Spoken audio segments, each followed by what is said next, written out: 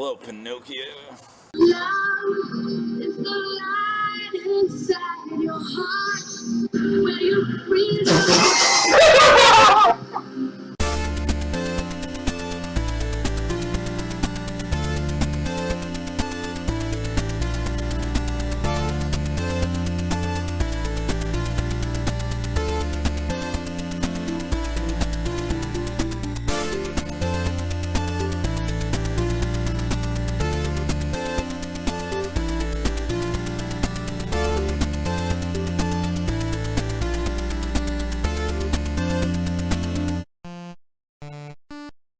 The original Pinocchio story was written in Italy all the way back in 1883. The book serves as a cautionary tale to children and what they should and shouldn't do, with a wooden puppet being brought to life by a blue fairy whose only real dream is to be a real human boy. Nothing weird about that, no, no, no. I also think a lot of people forget how terrifying the original story is, with Pinocchio himself never really being portrayed as a good person for a duration of it, even having to kill his own conscience, Jiminy Cricket, with a hammer at one point, I kid you not. Now, most people are aware of the story because some guy called Walt Disney copied it and made it into a movie all his own, but my parents didn't want my soul to go to hell, so I never watched Disney movies. All because of that filthy mermaid movie with the erect phallus on the cover. As time went on, so many people have tried to do their own interpretations of the story, and since I did a video talking about multiple Aladdin movies, and also because that video has a lot of views and apparently that's the only reason you should do videos on this website anymore, I figured I should do a similar video to that. So we'll briefly talk about a wide variety of different Pinocchio movies all throughout time. So grab a snack and a glass of orange juice. This is the Adjective world of Pinocchio movies. First we got Pinocchio and the Emperor of the Night from 1987. Almost 40 years after the Disney movie, this film was intended to be something of a sequel, despite not being made by the same studio. This time it was made by Filmation, the same studio responsible for a lot of 80s television, like the absolutely blasphemous and disgusting cartoon He-Man and the Masters of the Universe, a show I have never actually watched, but I know I would dislike because Gary and Phil from Deception of a Generation said it was bad, okay? Anyway, the plot involves Pinocchio, who's now a real human boy. One day on an errand to deliver a jewel box, it ends up getting stolen by a raccoon man. Because yes, this is a world where there are human-like animals like raccoons, foxes, and cats. Way to go, Italy, you created furries. Ashamed about losing the jewel box, he decides to run away to the circus. Now, if this sounds like it's sort of a retread of the original story with a few things changed, then you clearly know way more about the original story than I do because I don't really know that much about the original story. So I am clearly well equipped to do a video like this. From there, a new villain appears, called the Emperor of Light, played by James Earl Jones, Darth Vader himself, so that's pretty cool, as he plots to turn Pinocchio back into a puppet. Overall, the movie is just fine for what it is. The quality is very Saturday morning TV show, but not in a bad way like The Magic Voyage. Some of the songs are also pretty good. Also, for a children's film, it's not afraid to be a little dark, something you rarely see with dumb, sensitive, limp-wristed kids movies these days. After that, we jump forward to the early 90s from our good friends over at Good Times Entertainment, the same people behind Noah's Magic Ark, so you know I love them. This movie being one of the many films that resulted in a lawsuit for copying Disney.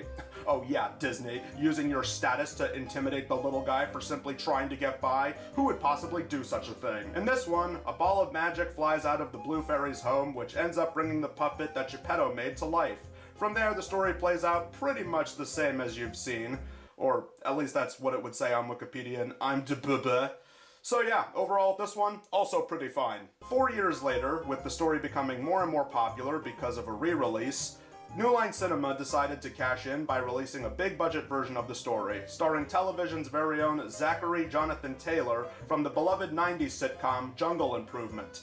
The film was the brainchild of Jim Henson, who wanted to do the movie since 1986, but after being shot down for the longest time, it was eventually funded by the Kushner-Locke Company, finally releasing in 1996. This one was received very mixed back in the day, and it's easy to see why. The actual effects themselves are pretty good, if not a little disconcerting. I mean, let's not even address the incredibly uncanny Cricket in this one. He is incredibly annoying. Probably one of the worst of the talking crickets you're gonna get in these movies. They also changed a lot so that it would be more realistic. Because if there's anything that a story about a puppet that comes to life needs, it's realism. Talking animal swindlers? No one would possibly believe that. This thing right here? Oh yeah, we can keep that in all we want. Also, maybe it's just me, but sometimes in this movie it feels like it goes on for way too long, which is saying something because it's only an hour and a half, but boy does it feel like it drags in some scenes. Overall, not that bad, even sweet in some parts, but I feel like you don't really need to see this one. Ironically enough, the same year this came out, a horror film based on Pinocchio was released. Certainly not the last time that would happen. Now, going into this one, I was a little worried it would be too, violent, and honestly, it's not. Only 2 people are killed, which is still too much. This one takes place in modern-day 1996 with a single mother and lawyer who has to defend an alleged child murderer. She accidentally brings home a puppet that was part of evidence, and it's also important to mention that this puppet was apparently buried with the defendant's dead son. But when her daughter gets wind of it, she wants to have the puppet all to herself, even though that's crucial evidence and was buried with a corpse. But soon enough, the girl starts talking to the puppet, and people start dying. About an hour into the movie. I tell you what, I nearly died of boredom from watching this movie. Ha ha ha. Apparently, the film was originally meant to be more of an ambiguous psychological thriller. However, the studio opted for more of a traditional killer puppet movie. But for anyone who wants to see a movie like that, it really doesn't play out like that until the last 10 minutes. And what's sad is they're going to make another Pinocchio horror movie sometime soon. Why? Now before I forget, and before we move on to the 2002 movie, there is actually a TV film called Geppetto that focuses on Geppetto, and it's told from his side of the story. And apparently a lot of people say it's not very good, but it has a lot of big-named television people I've never heard of, like Elaine Bennis is the Blue Fairy in this version. She's from that well-known sitcom, Friends, of course. And Drew Russell is the title character, and I think a lot of people do not like this movie simply because he does not like it, and he often jokes about how he doesn't like how the movie turned out.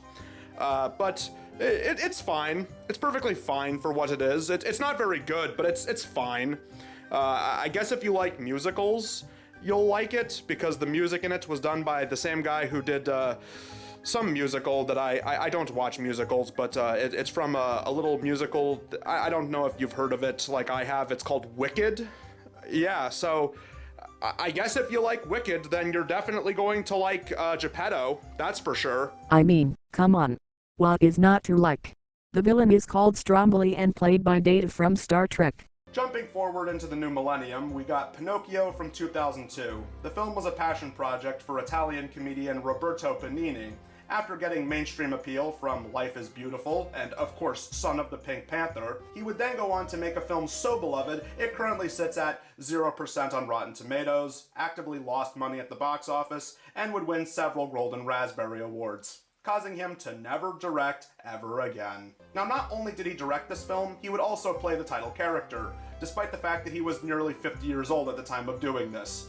Now, while the movie was popular in Italy, it certainly didn't do well over here in America with its disastrous English dub.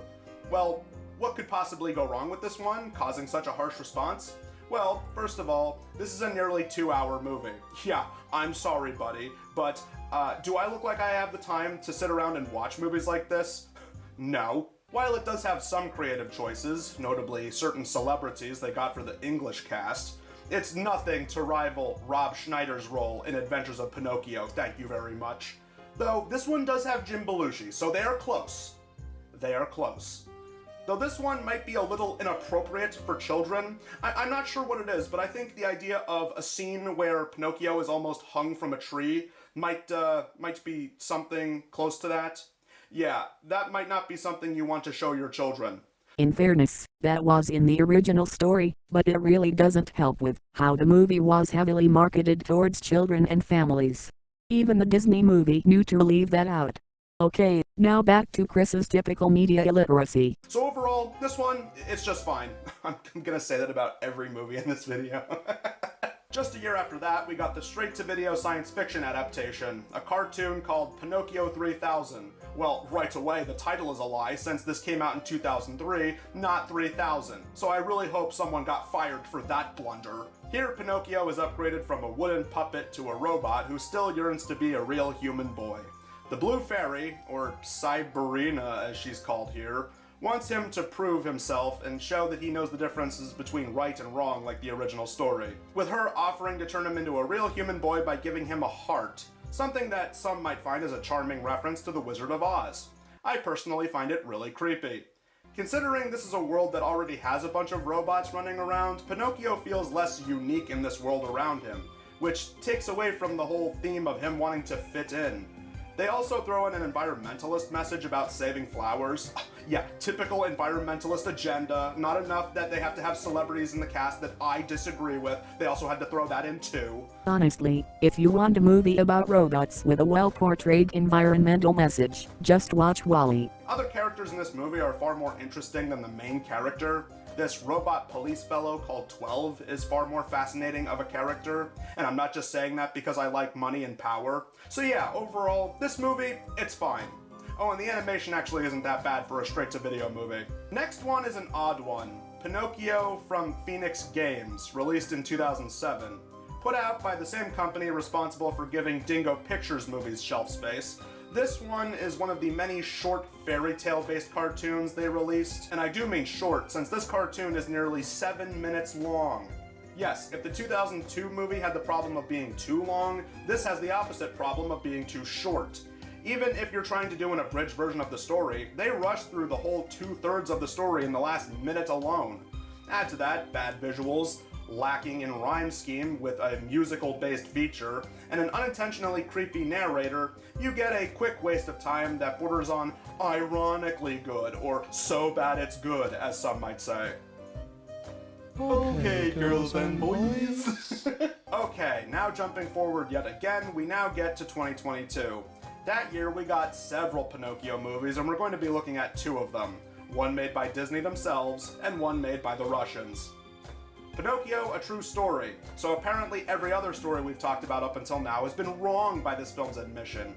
This movie got attention because of its English dub, notably because they got Pauly Shore as the title character, SpongeBob SquarePants as Geppetto, and Napoleon Dynamite as a horse who fills the role of the cricket. Well great, now I'm getting flashbacks to Donkey X, thanks a lot movie.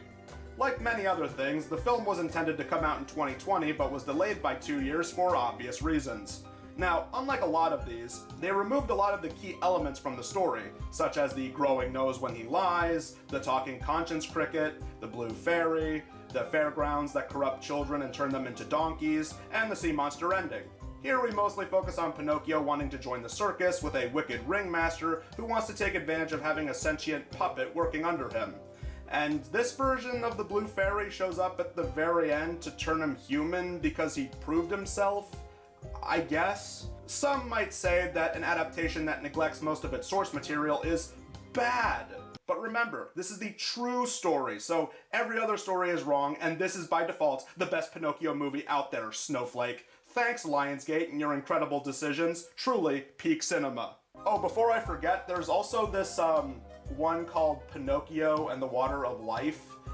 It was said to have come out in 2022, but then it came out allegedly this year. This one looks like it was also made in Russia by the quality of animation. I tried looking for this movie and I can't even tell if this is even a real film. I feel like there's some kind of underhanded thing here where it turns out this movie is not even real. It's kind of like that Polybius urban legend that's been going around lately. And lastly, we come to yet another one of the 3 that came out in 2022, the live-action Disney one. Now, along with making certain changes to update the story for modern audiences, like not having Pinocchio turn human at the end. Oh yeah, good going, Disney. Everyone's just a special snowflake, and good the way they are, ugh. Well, now I'm going to have to put the word woke in the title and thumbnail for this video. That'll show you, Tom Hanks. It seems the only reason they went ahead and made this movie was to maintain the rights to the story that they didn't even originally create, after hearing that this guy wanted to make a Pinocchio movie for Netflix. Without even seeing that one, I can tell it's already better because it won an award. So in your face, Disney! In all seriousness, the only takeaway I had with this film is they added a scene where Pinocchio smells horse droppings on the street. So because of that, it's way worse than True Story by a long shot. This is quite possibly the worst Pinocchio movie, and that includes the Phoenix Games one and the Roberto Benigni one. But now get ready for the ultimate plot twist, because you see, I think the best Pinocchio movie is one that we haven't even covered in this video. No, I think the best Pinocchio movie out there is Pistachio, the Little Boy Who Wouldn't by VeggieTales. Which is why next episode we're going to dedicate an entire review to talking about this movie. Actually, we're not going to be talking about this next video because I already had to watch so many different Pinocchio movies at once, so I feel like I need to take a bit of a break, but eventually sometime down the road I will probably do an actual Captivating Christian video on this movie. I just can't do it right now because I've already seen way too many Pinocchios in one sitting. On Geppetto's wife, on the pack of bikers, Commander